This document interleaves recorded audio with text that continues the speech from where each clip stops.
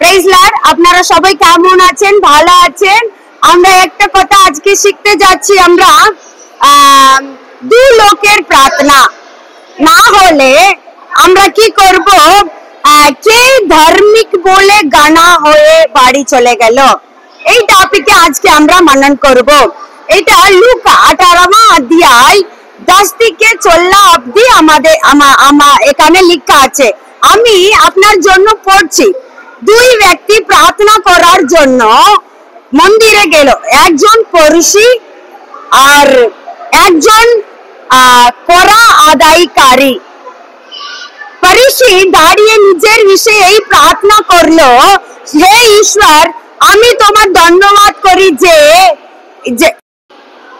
আমি অন্য সব লোকের মধ্যে নাই, ও বিবেচারীর মধ্যে কিংবা এই কার আদায়কারীর মধ্যে নাই। আমি সপ্তাহের মধ্যে দুবার উপাসনা করে সমস্ত আয়ের 10 দান করি। মানে এই ফরিসিটা প্রার্থনাটা কেমন ছিল? মানে নিজেকে খুব বড় বলে মানছে, মানে ওর নিজেকে বড় করে মানছে, আমি ওর মতো নাই, এর মতো নাই, আর আদায়কারীর মধ্যে নাই বলে নিজেকে বড় ভাবে করে প্রার্থনা করছে, মনের ভিতরে প্রার্থনা করছে।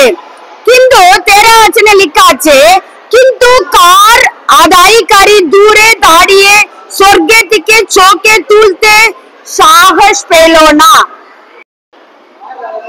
গেল এই ব্যক্তি ধার্মিক নাই, কারণ যে কেউ নিজেকে উঁচু করে তাকে নিচে করা যাবে, কিন্তু যে নিজেকে নিচু করে তাকে উঁচু করা যাবে।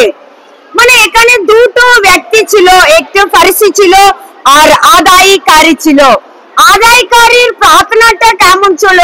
মানে নম্র হয়ে, আমি কিছুই নেই, দূরে দাঁড়িয়ে বলল, প্রভু আমি তো স্বর্গে থেকে চোখ তুলতেও আমার সাহস নাই, আমি তো কিছুই নাই, আপনার আগে আপনার সামনে যিশু খ্রিস্ট আমি তো কিছুই নাই। কিন্তু কেউ কেউ এইরকম প্রার্থনা করে, প্রভুকে ছোট করে দেয়, নিজেকে বড় করে বলে মনে করে।